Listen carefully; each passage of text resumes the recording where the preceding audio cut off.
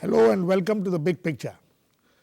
For the last few days, we have been seeing front page headlines about the Jaipur Literary Festival. The Jaipur Festival should have been normally about books, authors, readers, and meeting of all these three. But as you have seen, the whole issue has now turned into a controversy about why Mr. Salman Rushdie, the celebrated author, could not come there, and also about 4 authors who read from his banned book, The Satanic Verses. So all this has resulted in a huge discussion in this country about freedom of speech and freedom of expression. So we will look at this issue, and to discuss it, I have with me today Mr. Binu John, an author himself and also a journalist. He also runs a literary festival in Kovalam called the Kovalam Literature Festival. And along with him is Mr. Javed Naqvi. Mr. Naqvi is a very senior journalist who has just returned from Jaipur, having spent the last couple of days there. And also we have with us Ritu Menon. Ritu Menon is the founder publisher of a very interesting project several years ago called Kali for Women. Welcome to all of you. Binu, let me come to you first. You yourself run a literature festival in Kovalam. In this festival, this was supposed to be about writers and authors and things like that.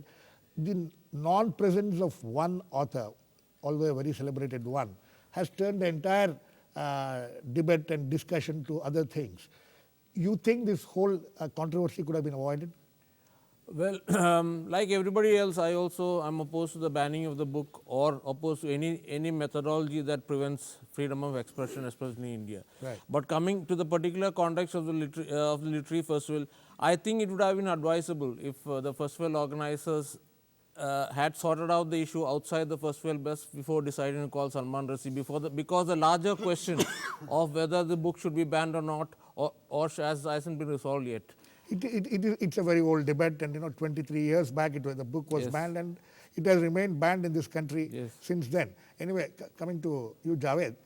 Javed, obviously you think there was politics in this discussion coming up about whether Salman Rushdie should attend that festival or not. He had attended the festival in 2007 in the same Jaipur. And then nobody had raised any issues about it. No, you're absolutely right, but let me first begin by my own subjective opinion about this book. It's a third-rate book, and it's a hurtful book. But nobody has a right to ban a hurtful book, because people have the right to determine whether it is what I say it is. And it is unfortunate that while the Islamic Republic of Revolutionary Republic of Iran took its time to come to that conclusion that Salman Rushdie was worthy of the ban, it was the secular democratic socialist Republic of India that was quicker on the draw. And I think that reflects a kind of politics that we all abhor, or should abhor, and I think that has again come back into play. It is very clearly to do with the right-wing tendencies that are on the rise in India. I think Salman Rushdie offers a very convenient kind of package to them to whip the Congress with. Congress, on its part, is of course indulges in a wave. It's a range of hypocrisies. But India per se, the Indian state, is cannot be excused from the wider hypocrisy, because we, and we will probably come back to this point again and again, we have banned so many books. It's not just Salman Rushdie. No, but see, this book has been banned 23 years ago. Yeah. There has been, there has not been any serious effort also, attempt also to get the ban lifted. It's all been, people seem to have accepted the fact that, okay, this book has been banned and let it remain banned, except for a few noises here and there. But suddenly this whole issue becoming such a major issue, not allowing him, the Darul Uloom, Deoband issuing this, demanding that he should not be allowed to come into the country. asking his visa not to be given, though he doesn't need a visa to come to this country. So is it the atmosphere of elections which has created this problem? No, I think Darul Uloom was probably feeling left out whenever there is a normal secular space, you begin to feel good. It hurts people like Darul Uloom, and then they have to, it's almost like the little child that wants to grab attention by doing embarrassing things in a drawing room. So I think Darul Uloom has that tendency, and so do they gain. The right wing is not just the Hindu right wing in India, it is also the Muslim right wing. Absolutely. Yeah. The right wing of any community which is there in this country has been creating has been creating this kind of, and the political class also has been responding to them, so they are they get encouraged. Yes. Anyway, coming to you, Ritu, you have been a publisher, you have published books, you have been interacting with authors and things like that. But how important was it for the Jaipur Literature Festival that Salman Rushdie should have been there? Well, I can't speak for the Jaipur Literary Festival, but I'd like to respond a little bit to what Javed said. I don't think that this issue of Salman not being allowed to come and the state government as well as the center, which has been quite silent, indicating to him that he should not come. Mind you, no one has said to him, don't come. No one has said to him, absolutely. But they have made it very clear to him that he should not come. It's in his best interest not to come. This is quite different from what the state, that is to say the state of West Bengal and the central government did in the case of Taslima Nasreen. Now, I think we all forget that our states, that is to say state governments as well as the center, have traditionally, over the last 20 years, have abdicated the responsibility towards the individual in favor of the community. Right. In this case of West Bengal and Taslima Nasreen, there was no danger. There had been no danger. She had been living there for 10 years. Yes. Suddenly, and in a similar way to the ban on, not the ban, but the warning to Rushdie at the time of the JLF this year, suddenly some group gets up and decides that this is going to be problematic. Why should the Darul Uloom have woken up after 2007 today? That's my question. Exactly. What motivated them today? And Rushdie has been coming to India and going several times in the last 23 years. Absolutely. So really my question both to the state government as well as to the center, but especially to the state government of Rajasthan is, how did this demand arise out of the blue? Who motivated it? I can't believe, I don't agree with Javed. I don't think that the Darul Uloom just gets up and starts objecting. They would have objected in 2007. Right. They would have objected to Taslima Nasreen. It didn't happen that way. Yes. There is a particular conjunction at which all this takes place, and I think that is a question no one has asked. According to you, what is that conjunction? I don't know. I don't, but I wish someone would ask that question. No, the question about whether it has happened because of the elections which are That's on what they said in the West states. Bengal. Yes. At the time when Taslima was hounded out of West Bengal, that's what they said, that it's the elections. Of course, whether she's there or not makes no difference to election outcomes, just as whether Salman goes to JLF or not is not going to affect the elections in UP. Right. I think the elections are simply a fig leaf. What's the real purpose? That to me is a big question mark.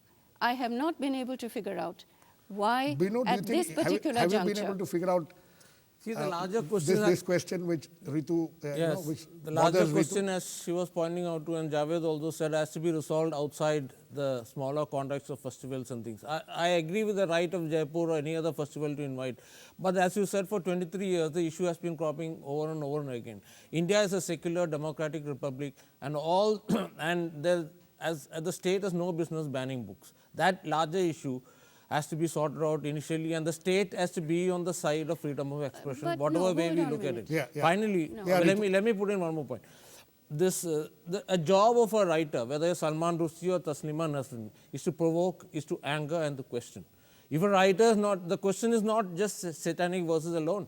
If a writer's right to question, to anger, and to provoke questions and hold a mirror to society. And if that right is taken away, then literature itself is finished in the long run. So that larger question, for that the state has to be on the side of the writer, and then handle whatever law and order problems that may arise has to be tackled on a different level. Just for the sake that a lunatic fringe will create problems is not reason for the book to be banned, and that in India, sooner rather than later, the issue has to be resolved. Yes, Ritu, you wanted to make a point. You know, I think the issue of banning is one, which is to say when the state, whether it's the central government or the state, after all, the state of West Bengal banned the second volume of Taslima's autobiography as well, and then the ban was thrown out in court. Right. That's one issue, whether the state should ban or not. The second issue, I think, is a much more important issue for all of us. Anyone who is in the business of raising questions about state, about society, about community, about who has the right to silence and who has the right not just to freedom of expression, but freedom of mobility, which again was denied to Salman, and freedom of association. Absolutely. All three are fundamental rights. Right. In fact, all these three fundamental rights seems to have been abrogated. Abrogated in this case. We will discuss this issue further. We need to go into a short break now. Please keep watching. We'll be back very soon.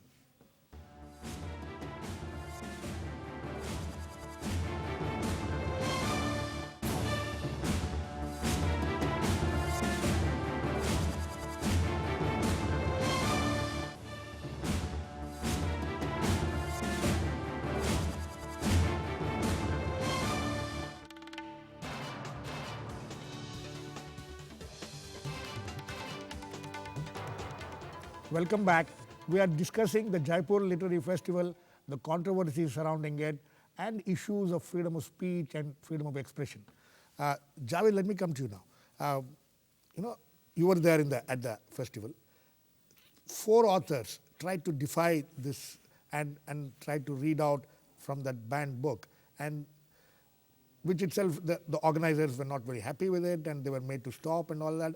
But what happened later, that they were made to get out of, stealthily they were made to get out of Jaipur. You think that was the right thing to do, or did they have any other option? I think the writers and whoever the people were who read out Salman Rushdie's satanic verses excerpts from it at the Jaipur Lit Fest, I think they were indulging in a very cowardly and hypocritical thing.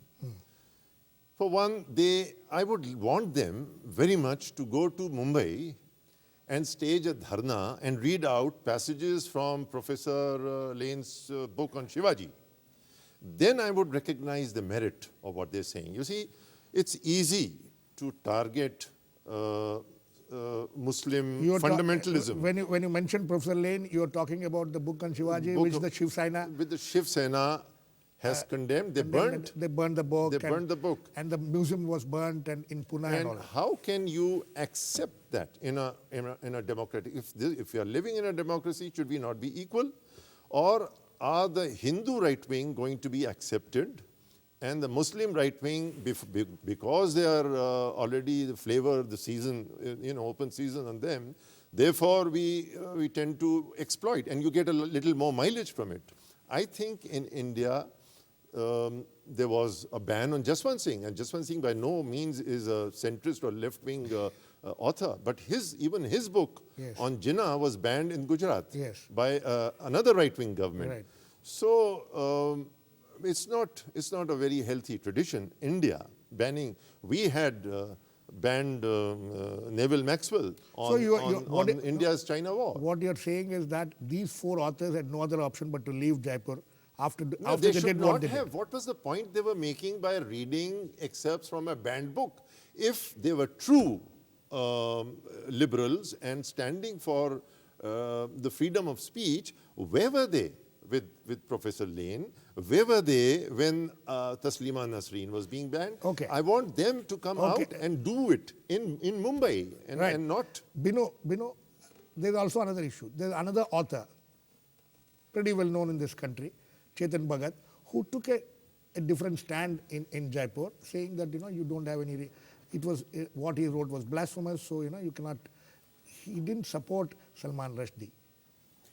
It is, see, what Chetan Bhagan thinks is not important. The question is, the basic issue is whether the state will support freedom, the 3 fundamental rights which you are talking about before. Right. That thing has to be settled once, otherwise on and off, this issue will keep cropping up. Salman Rushdie's right to visit India has to be full and final. There's no question of him, especially because he has a PIO card and thus visits India born quite here. often. He was born the in basic question is whether it's the lunatic fringe or the right to the left. The state has to issue, first of all, tackle the tendency of the lunatic right and left to issue fatwas, whether it's Bal Thackeray or whether it's a Deoband. They should be stopped. This is not a country where fatwas can be issued, whatever the issue is.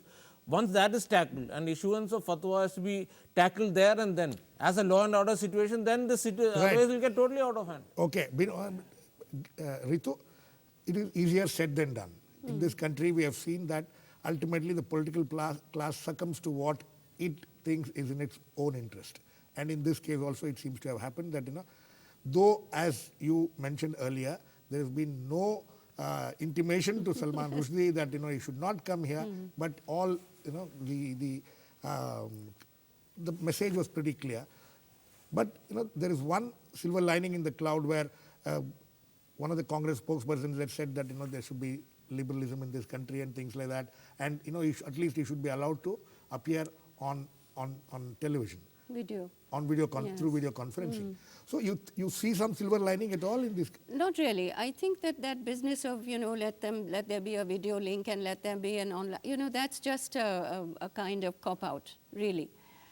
The state is responsible for security. I mean, it is incredible to think that the entire state of Rajasthan and its police machinery cannot provide security to one individual. When they say that there's likely to be a law and order problem, it is the responsibility of the state. It was not just law and order problem. Apparently, there was threat to his life. Well, now, that is also under question. One can never know. Yes, One can never know. The threat to his life, that was the original thing, and then later there have been reports that this was a manufactured threat. But even if there was a threat to his life, it is up to the state to provide protection. That is their responsibility. It is the duty of the state to do it.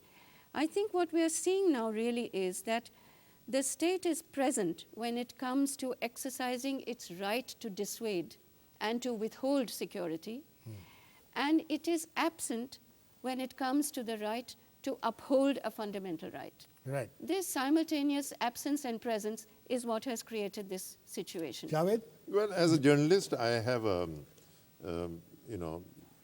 more serious issues than the Salman Rushdie to discuss, and I think for the state to ban, to expel people, academics, journalists, scholars wanting to discuss Kashmir, not allow them in, and if they are in, to expel them. This has happened to David Barsamian. This has happened to a scholar who was going to Kashmir because his partner was involved in a. No, are you trying to say that the government has a Censors. Government has a right to do these things in the larger interest? Is that what you're trying to say? No, the government should not be interfering with free speech, the liberty, the freedom to inquire, to probe, to study, to watch, to observe what is happening in Kashmir. Why should we not allow people in? Why should the Amnesty International not be allowed there? Why should human rights observers be not allowed there? Okay, that's a larger issue. No, It is a larger issue. In this case, the Rajasthan government says that it had clear information that there was a threat to his life. Is it not justified in taking such precautions so that later, if something happens, then they will be blamed for it? You're right. I think it's impossible to guard anybody against a determined killer. Absolutely. And there is a high risk involved where Salman Rushdie is concerned, because he is, there was a manhunt and there was a fatwa and all those things. He was underground for years. And I think the Islamic extremism is on the rise. It hasn't waned. And there are elements of that also in India.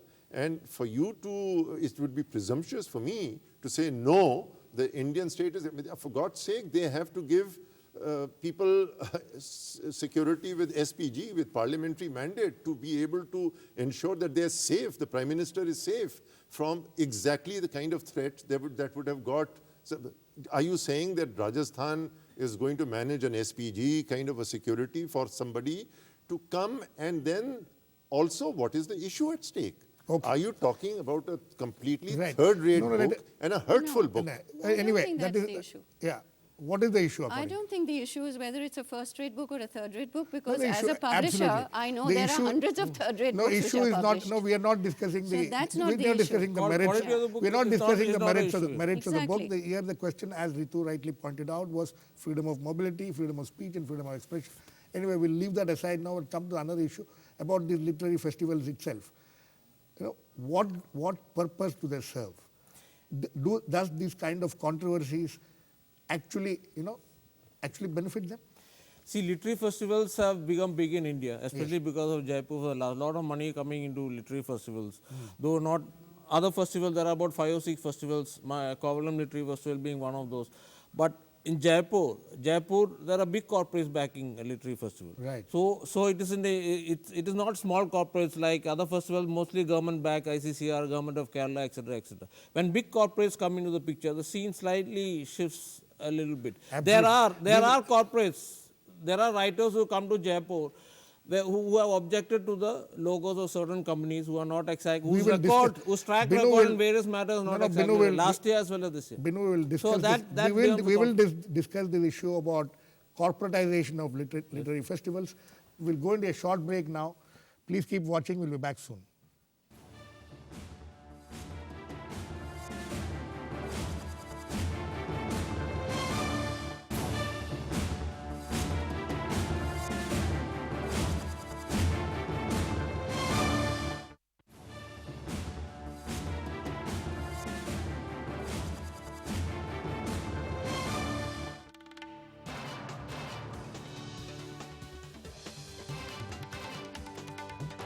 Welcome back. We are discussing Jaipur Literature Festival and the controversy surrounding it. Binu was talking about how Jaipur Festival especially has become big. The sponsorships are pretty huge, and also big money has come into play, unlike in some of the other festivals, smaller festivals. So you think there was this big money, the sponsors also getting concerned about this whole controversy which is raging, and they also had a role to play in what has happened? Absolutely. I think this whole corporate culture and this whole idea of India shining, etc., I see a very dark hand behind this. I see a complete right-wing takeover of India that wants to lead you into this ditch where India is reduced to the ownership of 200 or 300 million people who are in the market, and 700 million or 800 million may just go out to rot. That is what is happening. So I think so these festivals have a tinge of corporates getting into this game also. It is a huge scam this way. If you look at it from the interest, I mean, who are these corporates? They are the ones who are actually responsible for the genocides that are happening in this country. Anyway, Ritu, your publishing house, for instance, it's quite a path-breaking thing which you people did when you started this Kali for Women and Women Unlimited later. Why don't you people participate in these kind of festivals? A lot of people do, but which kind of festivals? There are festivals and festivals. Okay, the Jaipur Literary Festival. You know, I'm surprised what that is- you're here, and why are you not there? Well, first of all, I'm a publisher, I'm not a writer, and I Right. think that the JLF is primarily for writers. Right. And as it happens, I think that the focus, certainly the way the media and the crowds that go there really to hear writers whom they wouldn't otherwise get an opportunity to hear. At least that seems to be the general trend. The couple of times that I've been to Jaipur, I've seen far fewer people attending the sessions that have, let's say, writers from Indian languages. Right. Far fewer people attending the academic sessions. Far fewer people interacting with the writers in the way that they do for the celebrity writers who come So over. are you trying to say that it has become more of a glamour thing, and it's a fashion statement for people to be there and to be seen? I don't think it's a fashion statement. I think that it provides a huge opportunity for people who may not have that exposure to actually go and listen to the writers whom they read, whom they admire, whom they would like to hear, in an environment that has made it possible for them to do so, and that has made it into a very pleasurable exercise. That does not discount the fact that it has become an extremely consumer-oriented event. Not just Jaipur, I will say this, there are about 20 other literature festivals that now take place in the country, including those supported by media houses like The Hindu, The Times of India, The Hindustan Times, Right. industrial houses like APJ, and so on and so forth, the state government of Kerala. So the big money The is big involved. question is why? Why has literature suddenly become something that you can... Binu, last word to you. Why has literature become, such a proposition, attractive proposition for the corporates? See, it's a good thing that corporates, I am not totally opposed to the concept of corporate supporting, because neither am I. without corporate supporting, nothing can take off in a big way. Jaipur became big after DS construction came, and otherwise it was on the verge of closure, we all know that. So by pumping in, 3 or 4 crores every year, they are keeping the festival alive and making really big. The fact that literary festivals are big also means the writers, books, etc. Number of books that are sold there, huge numbers of books are sold there Right. because all those are there. And also they also give a prize of $50,000 for the best book in South Asia. These are all good signs. These things have to be there. Or for a long time we cribbed that no, nothing is happening. People don't value the written word. Now money has come in, so let it be. So let it be. So at the end of the discussion, it's evident that these kind of festivals are welcome. Maybe it will help in inculcating the habit of reading, which we all keep bemoaning that the habit of reading is going to dog because young people don't read and all that. But still, the fundamental question that who should be attending these festivals, whether they should have the freedom to attend, freedom to express their opinion, and freedom of the speech, are all issues still needs a lot of debate. And it's evident that in this country we still yet to find answers to these questions. Thanks for watching, and thanks to all my guests, Binu John, Javed, and Ritu Menon. Please keep watching. We'll come back with another issue on The Big Picture.